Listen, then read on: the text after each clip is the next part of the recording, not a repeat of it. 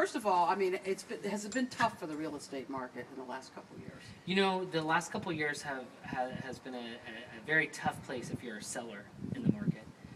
As the market's gotten softer and softer, it's become a better place for buyers. And I really didn't believe interest rates would be any better than they are today. And just when I thought they were going to get better, they have gotten better. So does that trigger more people? Do you think you're getting more calls? Maybe that first-time home buyer, now that's the trigger they needed? You know, our economy is so unstable, and I think there's such uncertainty in the marketplace that these are trigger points that are trying to trigger more activity in the marketplace. I'm not seeing a spike in the marketplace. I think people are forgetting how quickly the rates have gone down and how they're not historically this low. I have to remind clients all the time, I have a 6.5% interest rate, and in 2007 that was a great interest rate. And so people, it's funny how quickly people forget what the rate used to be. And so now the rates are in the low fours, mid fours. Under 4. Under 4 today. Yeah. It doesn't seem to spike buyers' interest as much as I would think it would. Is it because of the uncertainty in the jobs? I think there's a lot of uncertainty. I think we see a lot of deals today where right before we get to the finish line, someone loses their job in the transaction, which is a really tough thing. Oh. And I think that people are just being more cautious than ever here in the United States about their spending habits, about making sure they have reserves. People are talking about saving accounts more than ever.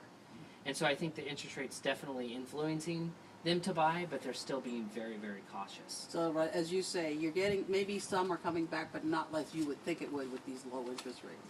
But like in Erin's case, she's saying, hey, maybe someone will buy my place now in New York. It's great. It's definitely giving the buyers that I'm working with a more positive outlook, and they're definitely feeling better. And it's definitely causing people to reevaluate whether, you know, those that do have the cash to invest in real estate, they're actually thinking maybe we don't want to put cash down on the table. We want to actually get financing. Money's never been this cheap in terms of buying a mortgage ever in the history of America. So That's why you think more people would jump. well, the second part is not having a lot of inventory. The banks are really holding on to the inventory these days. We're not seeing a lot come to the market. So inventory levels are quite low. These are bank-owned inventories. Bank-owned inventory. You talk about foreclosures. How about just people selling their homes? Well, Linda, if you were going to sell your house and it was a down market, you might think twice about it. We're seeing a lot of regular homeowners go to rental. In fact, the rental market is on an all-time high.